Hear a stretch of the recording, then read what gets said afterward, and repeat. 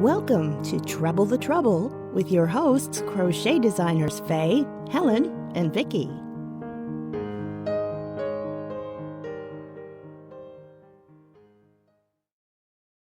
Welcome to Treble the Trouble with myself, Faye, Helen, and Vicky. Good evening, ladies. Hi. Good evening. So, would you like to say who you are? I'm Helen. I run Rainbow Valley, which originally was a website selling patterns, but sort of evolved into a yarn shop. And I'm Vicky, and I'm a crochet designer. And I'm Faye, and I run Unravel and Unwind, and I'm a crochet designer on the side. Welcome. Our first topic for our very first Treble the Trouble is all about yarn and the yarn journey. And I'm going to hand over to Vicky to start the conversation. Yeah, so when we came up with this as our first topic, it's a brilliant topic because we all do have a yarn journey, but I think we all have a common starting point, which is value double knit acrylic. And I think it's such a great starting yarn, but then we follow a path from there that leads us all in different directions, and we all use and have our own favorites, but there's that common foundation. Yes. I can't actually remember what I started on because it was a long time ago. Only a couple of years really. But when I'm teaching, I teach them with basic acrylic, double knit, and usually a 450mm hook, because new people tend to be quite tight with their tension. When they get a bit more tension, then we go to a 4mm. I agree. I also started with value acrylic too. Stylecraft, to be specific. That was where my journey started, and that was handed down to me from my grandmother because Stylecraft Special was her favourite to work with all the time. I was brought up on Mariner because they are a South Wales company, so that is what was easiest. That's not the right word, is it? That was what was most common in my area because it's a South Wales company. But I think all of them, whichever brand you started with, one of the best things is that the colour range is huge. Yes, even with some of the more expensive and better quality double knits that you get now, because some of the acrylic yarns now, they don't feel anything like they used to. They're much softer and squishier, and especially the baby yarns. The process they go through makes them a little bit more expensive, but it also makes them exceptionally soft. No more 70s scratchy yarn. No. That's exactly what I was going to say. We grew up in hand knits from our grandmother, so all of our school jumpers were knitted or crocheted, and I have not very fond memories of everything itched all the time. Yeah. It's no, I can't remember that far back either. we had machine knitted by my aunt, and myself and all my cousins. I can remember the Silver Jubilee. We all had red, white and blue jumpers. I had a poncho.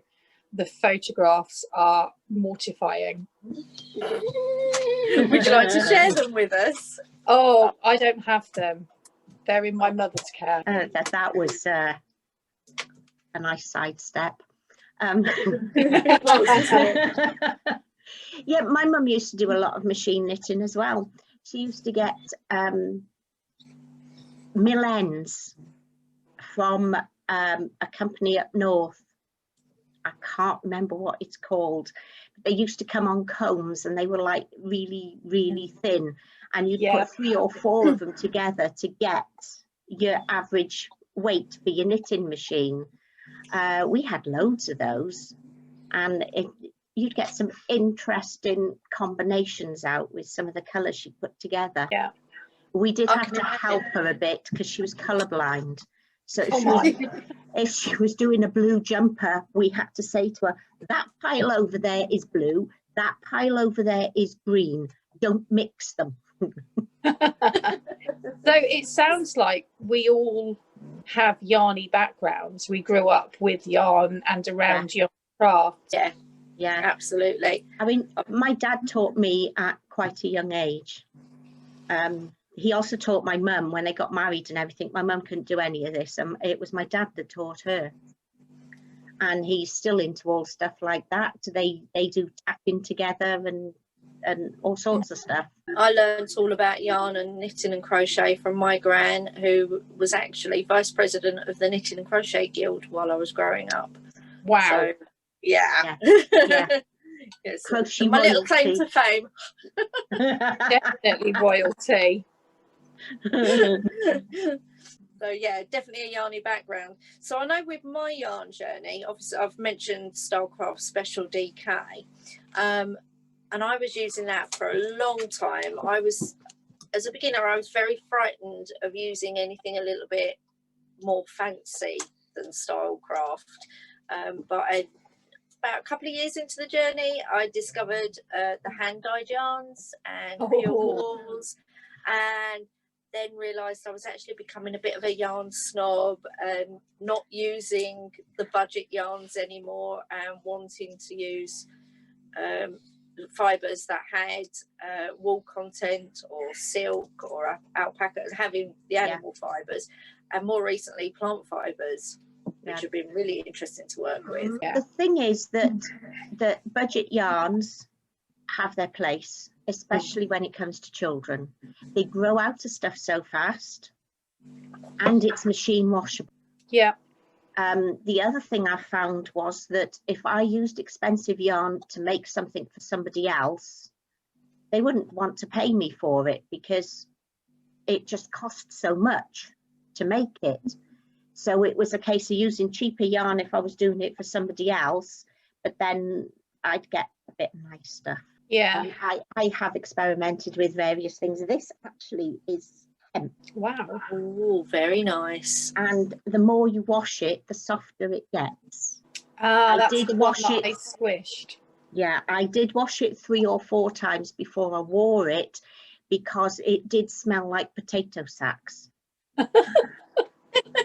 So it took a few washes to get the smell out. But of course, each wash made it softer and it's really nice to wear. Yeah, linen can be like that as well. The more you wash it, the linen yarns get softer. Yeah. And the drapes absolutely as well. So now I've noticed that we've mentioned yarn and mentioned the word yarn and haven't actually referred to anything as wool. So the reason we use yarn is it's a generic word that will cover all the different types of threads and fibres that are out there. And ideally, you're only referring to something that's wool if it's actually an animal fibre. Is that right? Pretty much at the moment. It used to be that anything over a certain thickness was wool and anything under a certain thickness was cotton, right? Even if it wasn't made from that. Right. It's since we've sort of got a little bit more Americanized that we've got to yarn and thread, because you get so many different types of yarns and you get so many different types of threads. And sometimes I get people coming in the shop and saying, I want a ball of wool. Do you actually mean wool or do you mean acrylic? Wool, how much do you want to spend? Yeah. And this is where you decide on what they want. So a UK thing is very much acrylic is still called wool with the older generation. Yes. Because that's what it was always called. And they didn't have all this choice that we have now either. No. You know, it was wool and cotton, whereas those two phrases have gone over to yarn and thread. Yeah. And now if somebody says wool, chances are they actually mean wool, but there is a chance that they mean acrylic. Yeah. You know, so but yes, there's lots of wool. So did you want to see my yarn bowl? Right. So when you get past the absolute beginning stage, where you're not frogging it every 2 minutes and you're not making as many mistakes. Can I stop you there? Can you Yes. tell us what frogging is? Frogging is where you undo your crochet, Okay. right? It's called frogging because you rip it, rip it, rip it. Right. I like that. I know a lot of people who have never come across the terminology frogging, but they do understand rip it out. Yeah, Absolutely. the amount of people that I've told about that, and they thought I was joking, but no, actually, it is an official crochet term. Yeah. It's like with knitting, they call it tinking. Yeah. Knitting backwards. Yeah. Crochet is easier to frog than knitting, though, that's for sure. Definitely. Oh yeah, absolutely.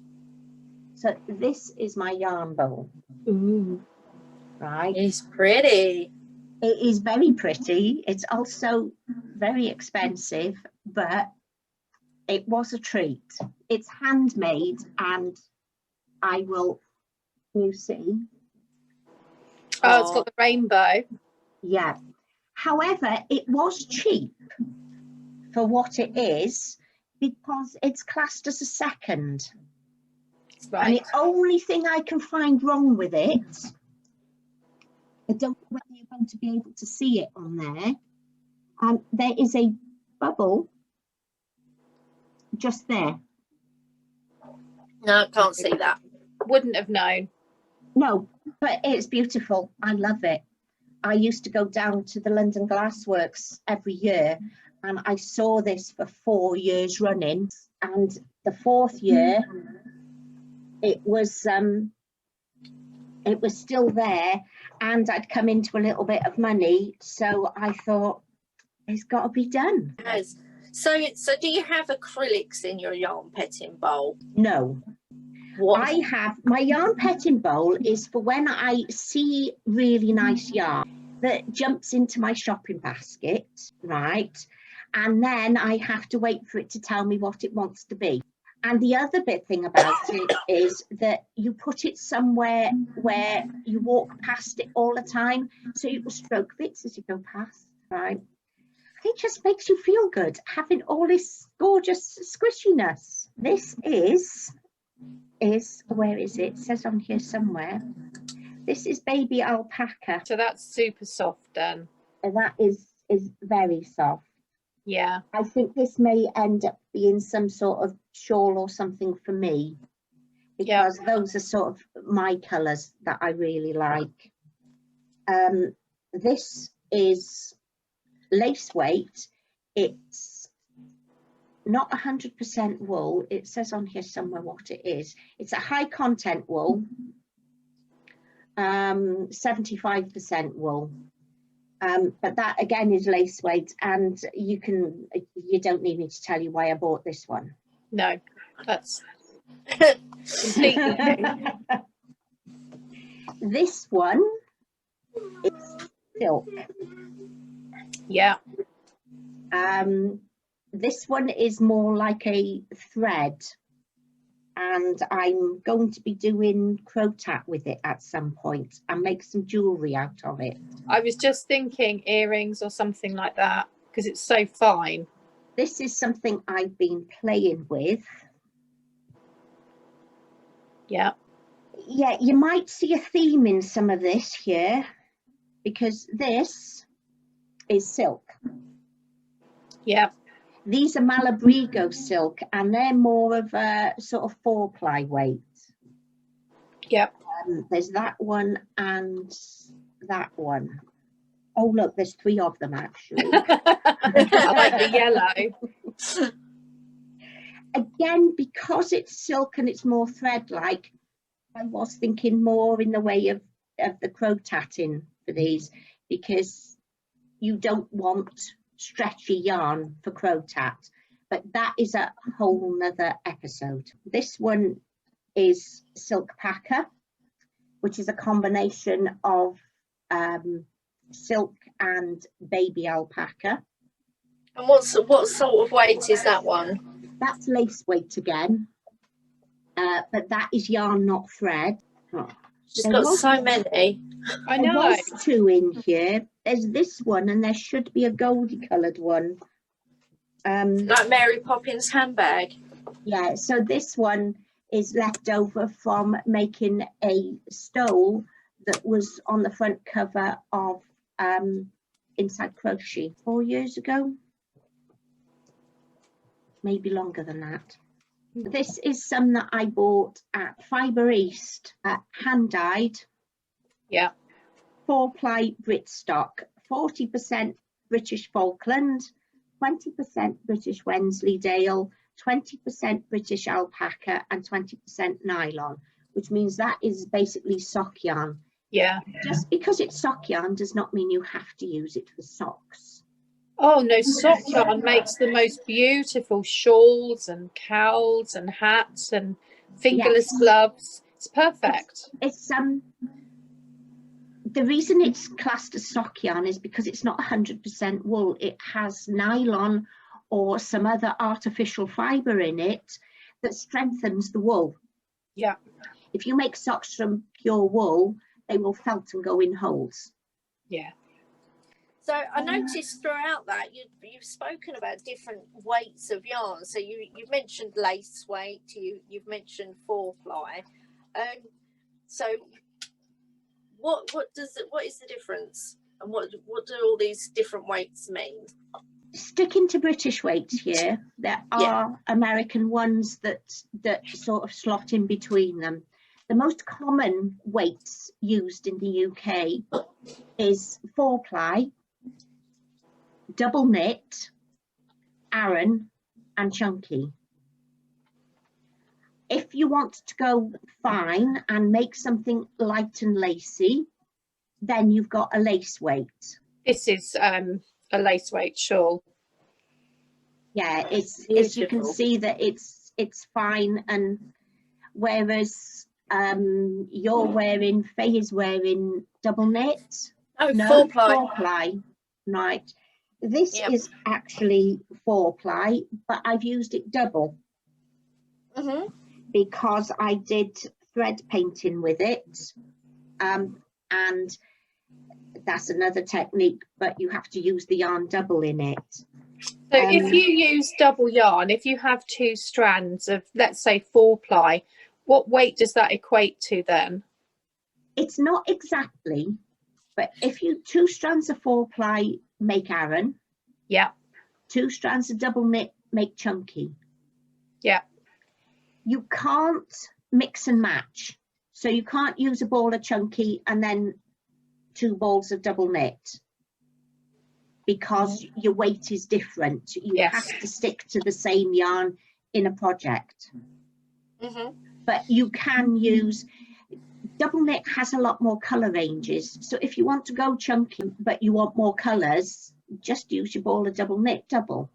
Yes. And it gives you a wider choice. I don't think there's anything else that's really exciting in here. So when you're teaching and you've got your beginners and they've made their first thing using double knit and they're really excited and ready to go on the next thing, do you steer them in a particular direction towards any yarns? It depends on what they want to do. I steer them away from particular yarns because they're not good for beginners. Okay. Right, but I don't steer them towards a particular yarn. So my first thought there was mohair. Yeah, it's not just mohair. You've got just fluffy yarns in general. They're really, really difficult to frog because as you're making them, the fluffy fibres get tangled up and you can't frog them. Yeah. So that is not good for a beginner project. They will make mistakes. They will want to frog and it will end up in a bucket. Yeah. So the rule of thumb there is, if you're still a beginner, stick with yarns that can easily be ripped out if they need to. Yes. Yeah, I was thinking cotton as well is quite difficult to work with if you're a beginner because it's so firm. Yes, acrylic in general is a lot more forgiving because it's stretchy. Yeah. Whereas cotton you don't get any stretch. So if you've got a tight tension, you want a stretchier yarn because that will help you along. Yeah, I can attest to that because I do have very tight tension, And the lace back jumper designed by Cassie Ward, I made it using She Is Mighty, which is a cotton and jute mix. There is no stretch to it. I had to go up a hook size just so that I could get it to fit. Yeah. Because the jumper has no stretch to it. You do have quite tight tension. Yeah, I do have very tight tension. Yeah, my tension's a lot looser. I can tighten it up if I need to, but all stuff like that comes with experience. You know, right. I can crochet 2 bits on the same hook and with the same yarn and make them look totally different. Yeah. So you've got a student in your class, or you've got a couple of students in your class. They're using the same type of yarn for their first projects. They're using the same size hook for their beginner granny square, for example. One of them's really, really struggling to get their hook into their granny square, into their stitches. What do you tell those beginners? They need to loosen up. I generally give them a bigger hook and I show them how to hold it. You need to hold it and you need to move your fingers as you go, because if you hold the yarn in a certain place as you're working it, it doesn't pull the stitches tight on the hook. It's difficult to show on here, but when I'm crocheting, my fingers do not stay still. And you have to hold it so that the yarn can move through it exactly the right speed or tension. If you hold it too tightly, it won't come through enough, but if you hold it too loosely, then it's the other end of the scale. Yeah, I know somebody who used to tell her students, undo your bra, right? Oh. And because they were more relaxed without their bra done up, they ended up crocheting looser. Oh, I've never heard that one before. I thought that was rather funny, but yes, it's a case of when you're working into a starting chain, a lot of beginners will keep the stitch that's on the hook in the neck. This is your head, this is your neck, and this is your shank. And then you've got this bit here is called your throat. So when you make your stitch, you have to make sure the yarn slides all the way up, because it's this bit here that gives you the correct tension. If they keep it on this narrower bit, you can't make the next stitch because you can't get the head. Well, that's half the size, isn't it, really? Yeah. And we did actually have one class where we were in the middle of doing something and it had a lot of chains in it. My class was doing a crochet along and this particular block had lots of chains in it, and their blocks were cupping. Some weren't, some were. I made them put them all down, get some scrap yarn out, and I taught them to chain. Right from the very beginning, made them chain and showed them how I did it and where to hold it and slowed them right down. And they went away, and when they came back the following week with their squares, they were all nice and flat because their chains weren't too tight. And that is one of the first things that you do need to learn to do. But if you concentrate on that right at the beginning, they get bored. Yeah, absolutely. They want to see some fabric coming out. They want to see a result. And a chain that's very wonky and very untidy is a waste of time. Yeah. So we always start with a granny square. I do the first couple of rounds and then they carry on with that. It's an actual thing, isn't it? It's not just a length of, although I have to say, when my children were little, all three of them have adored making mile upon mile of crochet chain. And they once played a game where they sat on the top bunk and used it as fishing line and played fishing. Very creative. Yeah. Very creative. So did you ever use that chain? I don't even know where it is now. Because there is something that's called twice crocheted. Right. Basically, you crochet all your scraps into a ball. Yeah. So you make a chain and just wind them all into balls. And when you've got a few balls, then you reuse it. It basically comes out about the thickness. Well, If you're using double knit, it comes out about the thickness of sort of chunky to super chunky.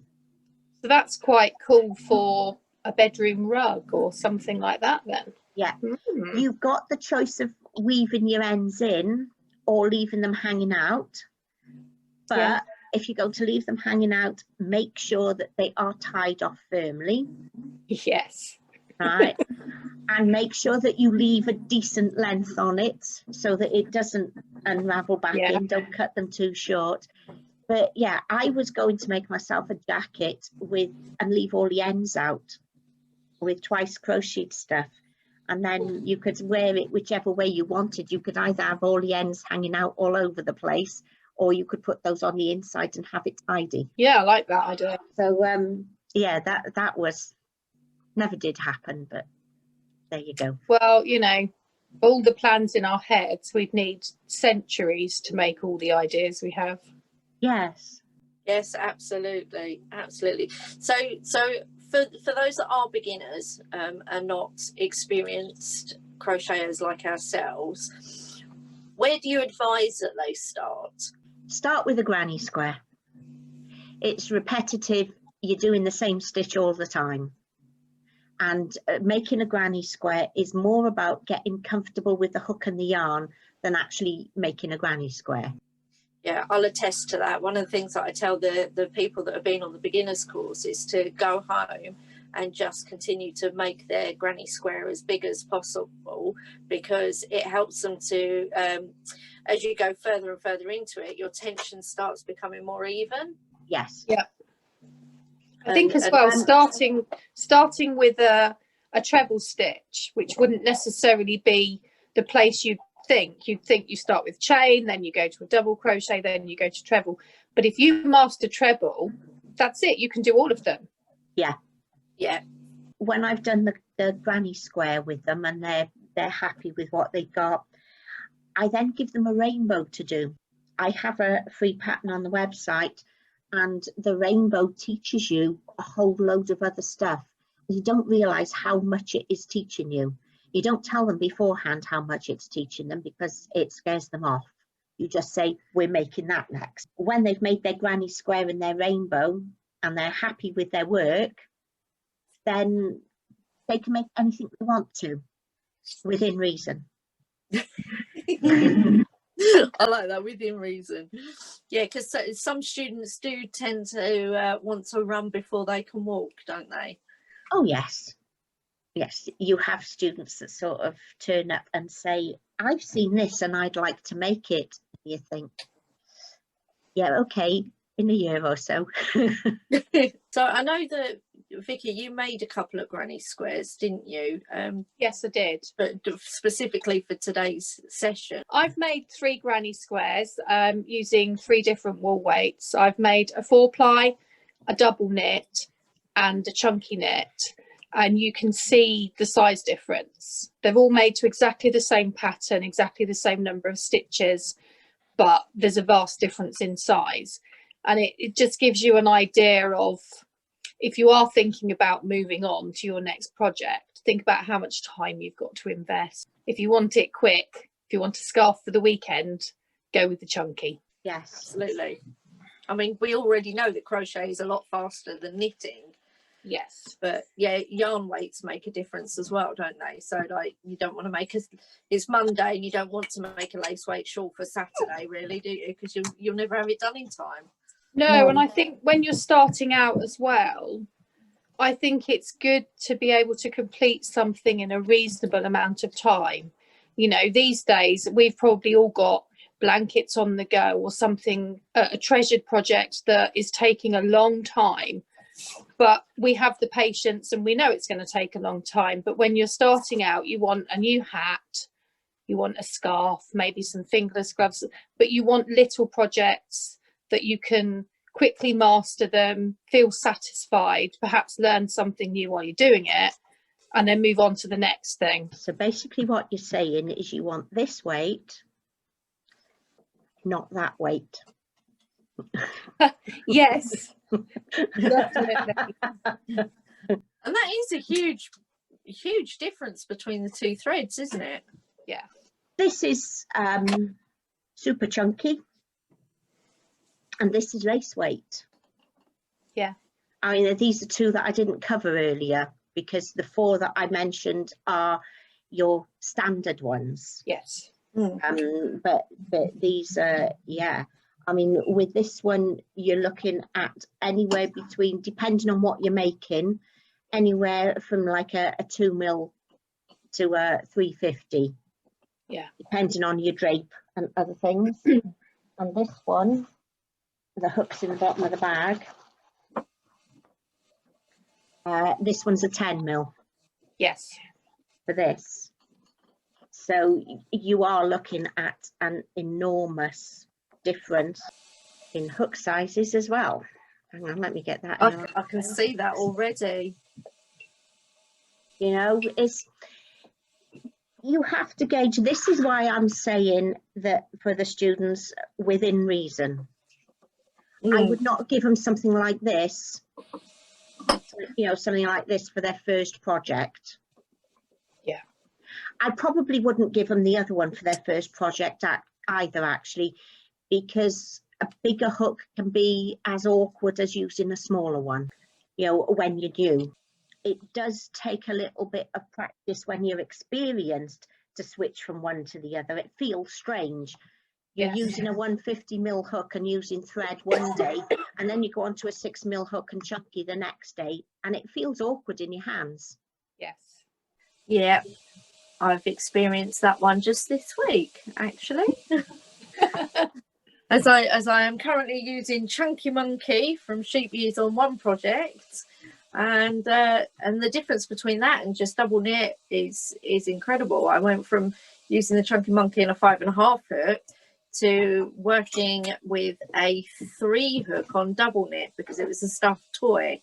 Yes. So there are occasions where you can drop your hook size for a particular weight of yarn depending on the project. Yeah, you use the ball band as a guideline, but it's not written in stone. So if somebody's got a project in front of them and it's calling for a double knit from, I don't know, maybe Bergère or Laughing Hen, or, you know, the more expensive yarns, and this pattern is calling for 8 balls of this expensive yarn, can someone just go, okay, I'll go and get the Stylecraft special 100-gram balls because it says 100-gram balls, and that'll be all right if I just get the same amount? In general, yes. But you do have to be aware that the better quality yarn will give you a longer lasting and better quality item. But if you're looking at, again, if you're looking at beginners or you're looking at somebody on a budget, then there's some really nice acrylic yarns out there. You feel them and you don't realise they're acrylic. Yeah. But can that beginner just go on the weight of the yarn? So if it says 8 100-gram balls in that particular brand, they can then go and get 8 balls in a different brand? No, it depends on what the yarn is. 100 grams of cotton doesn't have as much meterage on it as 100 grams of acrylic because the cotton is heavier, it's a denser yarn. So you do need to check the meterage as well as checking the weight. And you need to do a tension square. Yes. As well, if you're not using, well, you should anyway, but especially if you're changing the yarn. I say to them, it depends on what they're making. If they're making a blanket, tension squares aren't a big deal. If they're making a scarf, tension squares aren't a big deal. If you're making an item of clothing, you make a tension square. Yes. But I've had students that haven't made a tension square because it's not important and then come out with a garment that doesn't fit them. So yes, change your yarn, but do a tension square and check the meterage as well as the weight. Yeah. Generally, wool and acrylic will interchange relatively easy. It's cotton is the sticking point. Yeah. Because it's a lot denser than acrylic. Talking of cottons, one thing I have noticed is across brands, what one brand says is double knit, another brand's double knit can be thinner when it comes to cottons in particular. That's a bit of a This tricky is something that is quite frustrating. Yeah, I sell Peyton's 100% cotton double knit, and it doesn't look a lot thicker than the DMC Natura, which is 4-ply. I had a similar comparison. I've used the Peyton's cotton that you're retailing, but I've also used the Stylecraft, what do they call it? Classic cotton, which of course is also marketed as a double knit. But compared to that Peyton's cotton, the Classic is more of an Aran weight if you're using the Peyton's as the double knit guideline. Yeah. So things with cotton, you generally tend to go a bit looser on it because it doesn't stretch. Yeah. I'll take your word for that. It varies. It depends on what you're making, what effect you want, and you can't just say it says do that, so I'll do that, because there's so many things that are different to each person. I had somebody that was making a blanket or something or other, but they were motifs. She ended up undoing her first half a dozen motifs and remaking them, because by the time she'd finished, she'd loosened off and her later ones were bigger. So again, yes, this is all tension, which, yes, we are coming to another one, but it is important with the yarn as well, because it's important with choosing yarn. So you need to know for yourself, do you crochet tightly? Do you crochet loosely? Do you almost always get the exact tension?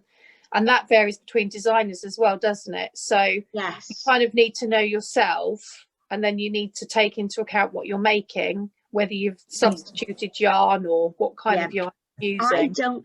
I don't make things from other designers very often. Basically, I don't have the time rather than any other reason. Yeah. But I've recently been making the Shepier's cowl, and I had to go down a size hook to get the same tension as the pattern. I think I had to go down a full size. I can't remember if it was half a size or a full size, but I had to go down. Yeah. Actually, yes, it was a full size, because I'm sure it said to use a 4 and a 450, and I'm using a 3. I'm using my orange one, which is a 3, isn't it? So yeah, you do have to do the tension square. I mean, the Shepier's cowl was very clever in that the first 5 rows were your tension square. Tension square does not have to be square. No.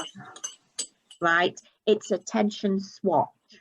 Yes. So in this particular case, this blanket starts from the center and works out. So you did your first 5 rows, which came out about so big, and you measured it across to see if it was the same. If it wasn't, you undid it and started again. Yeah, that's clever. So that's that. It's a lot easier than with some things. If you're working in rows, then you need to do a tension square that's in rows. Yes. But if you're working in the round, you generally say the first so many rows should be this big, and that's the equivalent of your tension square.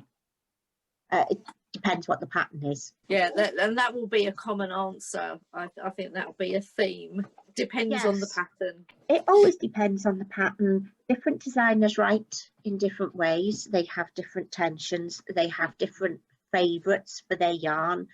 They have different hooks that they use. And all of these things make a difference to your tension. I hope you've enjoyed this episode, and we'd really appreciate if you put some comments below the video just to give us your feedback, any questions that you might have.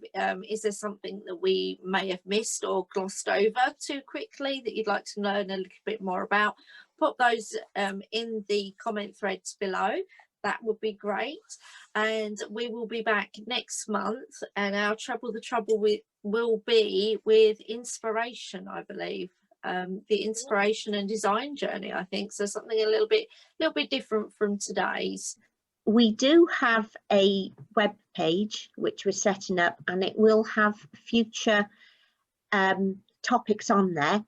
There will be an email link on there. So if there's anything you'd particularly like to know about some of these topics that we're thinking of covering later on, you can drop us an email and ask your questions, and we will do our best to answer them. But we're not making any promises. Thank you for joining us, and thank you, Helen and Vicky, for taking this journey with us. Although it was Helen's idea and Vicky came up with the name. Yeah, we're all jointly responsible. We are. Yeah. Thank you. We'll see you on the third Thursday of next month. Thank you for sharing your time with us. This video has been made possible thanks to Unravel and Unwind Patreon supporters. You too can become a patron for as little as £3.60 a month. To subscribe, visit www.patreon.com/Unravel and Unwind.